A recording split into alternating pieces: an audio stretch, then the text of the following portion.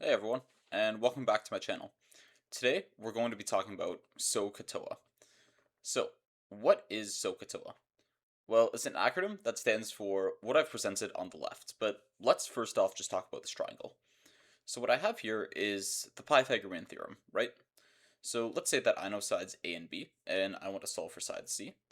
Well, if my triangle is a right triangle, I can say that A squared plus B squared is equal to C squared. And then I can call it a day. But let's say that we want to make this a little bit more complicated now, right?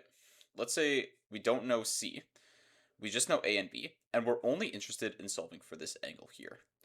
Well, the Pythagorean theorem doesn't allow us to solve for an angle of a triangle, right? It only lets us solve for one of the three sides. So what we're going to have to do in this case scenario is we're going to have to use SOH CAH TOA. Now, how to use SOH CAH TOA? I'll go through a little bit of the theory before we dive into a problem. So first off, you have three sides in a triangle. You have HYP, or hype, which is going to be the hypotenuse of the triangle. We discussed last time that the hypotenuse is always the longest side of the triangle and opposite to the right angle, represented by the square there. Now, we also have the adjacent side, which is going to be adjacent to, or beside, the angle. You might notice that the hypotenuse is also beside this angle. The adjacent side is not going to be the same thing as the hypotenuse. They are two distinct sides. And finally, we have the opposite side, which is going to be opposite to that angle. Well, there's only one left that could be, and that's right over here.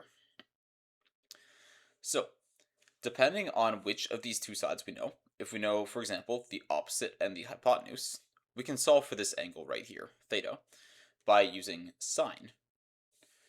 Now, if we know the adjacent and the hypotenuse, well, ca tells us that we should use cosine to solve for the angle. And finally, if we know the opposite and adjacent sides, we should go ahead and use tangent in order to solve for this angle. However, there's something very cool that SOH CAH TOA allows us to do as well. Let's say we don't know the hypotenuse, we don't know the adjacent, but we know this angle, and we know, let's say, the opposite side. And if we want to solve for my adjacent side down here, well, I can use this angle, and I can use the opposite, and I can use them to solve for the adjacent side. So, now that we've talked about the relevant theory, let's get into a couple of practice problems. Okay, so let's start with this example right here. So you can see that we have an angle theta down here, and we have this number 6 right here, and an unknown side x. So it's going to give us that theta is equal to 37 degrees. And we know that this side 6 is going to be opposite to that 37 degrees, right? If you look, the side is not either the hypotenuse, right? It's not opposite to this 90 degrees here. And it's not the adjacent side because it's not beside the angle. So 6 must be my opposite. And x right here has to therefore be my hypotenuse. So that's the first step that I want you to take anytime you try to solve a triangle via SOH CAH TOA, is to look at what you have, right? So if you have an opposite and a hypotenuse side, write them down as something that you know. If you know the angle, always write that down. And remember that opposite and adjacent are always relative to this angle right here. Okay, so we have the opposite and the hypotenuse. That means that we're going to use sine. So that gives me the sine of theta is equal to the opposite over the hypotenuse.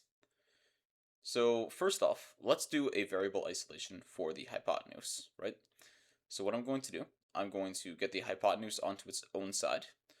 You can do this a different way if you want, but I'm going to start by multiplying both sides by the hypotenuse. And that's going to give me the hypotenuse times sine of theta is equal to my opposite side. Now what I'm going to do from here is divide both sides by the sine of my angle. And that gives me that my hypotenuse is equal to my opposite side over the sine of theta.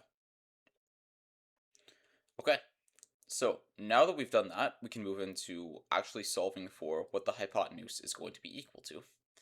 So let's plug in everything. We know that my hypotenuse, I'm going to change my color there, is going to be equal to x.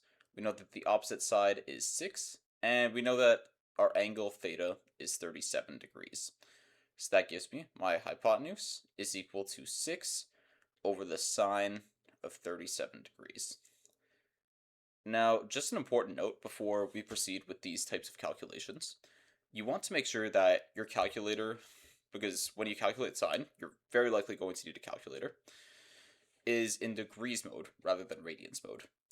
We'll come back to radians in a few videos, but for now, just worry about degrees. So the sine of 37 tells me that my hypotenuse is equal to the 6 over 0.6018. So 6 divided by that gives me an answer of my hypotenuse is 9.97, or I can go ahead and round that to 10. Okay, so I would like to get into the following example. So we know that there is this side 3.83, and relative to the angle alpha, my question to you is that going to be the hypotenuse, the opposite, or the adjacent side? Well, in this case, it would be the adjacent side. And the reason is, we know that the hypotenuse is opposite to the right angle, so that would be this side right up here. And we know that the opposite side is going to be on the complete other side from the angle alpha, which in this case is going to be y. So opposite is y, and the adjacent side is 3.83. So in this case, should I use SOH, CAH, or TOA?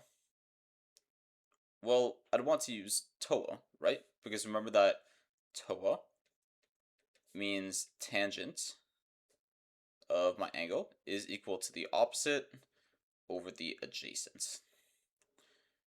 Now, in this case, we do want to solve for the opposite side, so we're going to isolate for it. We can do this very easily. I'm going to rewrite the equation down here. So tan of alpha is the opposite side over the adjacent side, and we can multiply both sides by the adjacent, which is going to give me my adjacent side times the tangent of alpha, and those are going to cancel out as my opposite side. Okay, so now I can start to plug in all of my variables. So I know that my adjacent is 3.83, and we're going to multiply that by the tangent of alpha, which is 42 degrees, is equal to my opposite side. So the tangent of 42 degrees is about 0.9, so 3.83 times 0.9004 is equal to my opposite side. So that's going to give me an opposite side of 3.45, which is a very similar number to 3.83, but it just works out like that mathematically. Okay, so right here, what we have is a problem where the angle beta is equal to 60 degrees, and we have two sides listed for us. So we have 11.3, and we have z. So real quick, would 11.3 and z be the opposite, adjacent, or hypotenuse sides? Well, the hypotenuse side would be 11.3, right? It's the biggest side of the triangle, and opposite to this angle right here, which is the right angle. And z is going to be my adjacent side, because it is right beside that angle. So if I need to use my adjacent and my opposite side, that's going to tell me that I need to use CAH, right? Or cosine, adjacent, and hypotenuse. So the cosine of beta is equal to my adjacent over my hypotenuse. Okay, now to isolate for my adjacent, I will multiply both sides by the hypotenuse, which is going to give me the hypotenuse times the cosine of beta is equal to my adjacent side, because those sides cancel out. So here, what I'm going to have is 11.3 times the cosine of 60 degrees is equal to my adjacent side. Now, the cosine of 60 degrees just so happens to work out to exactly 0.5.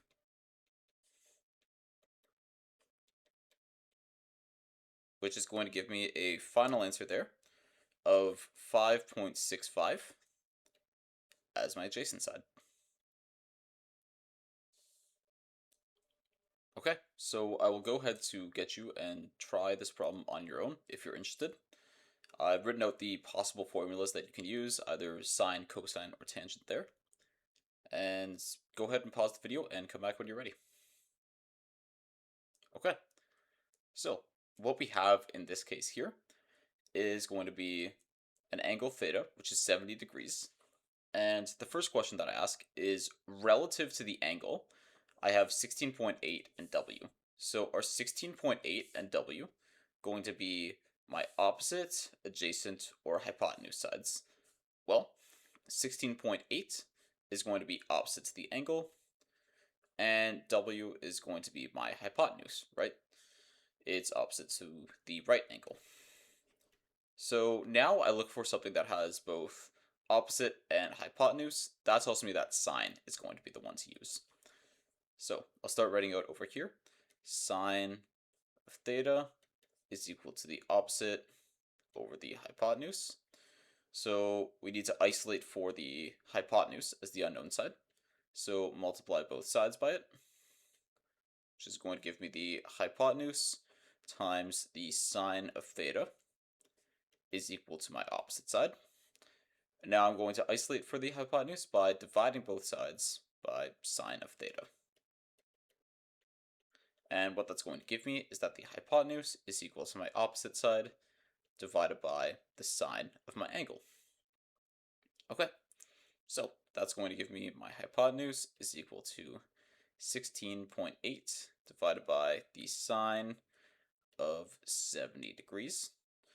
Now, the sine of 70 degrees is going to be equal to about 0.9397.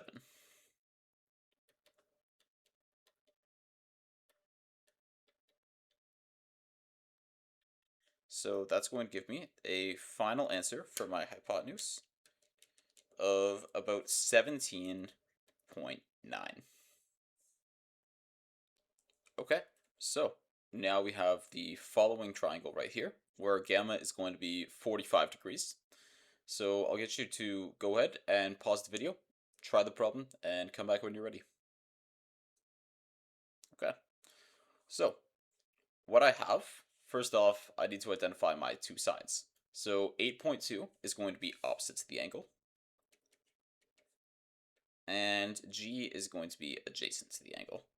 So opposite and adjacent tells me that I should be using tangents. So I'm going to get that the tangent of gamma is equal to my opposite side over my adjacent side. And just using the same rearranging that we've done so far, we're going to get that the adjacent side is equal to the opposite over the tangent of gamma. Well, that's going to give me G is equal to 8.2 divided by the tangent of 45 degrees. So the tangent of 45 degrees is 1.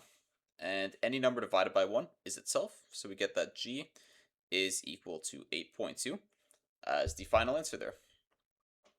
Okay, so that's everything for this video on the basics of sine, cosine, and tangents. Thank you very much for your time, and have a great day.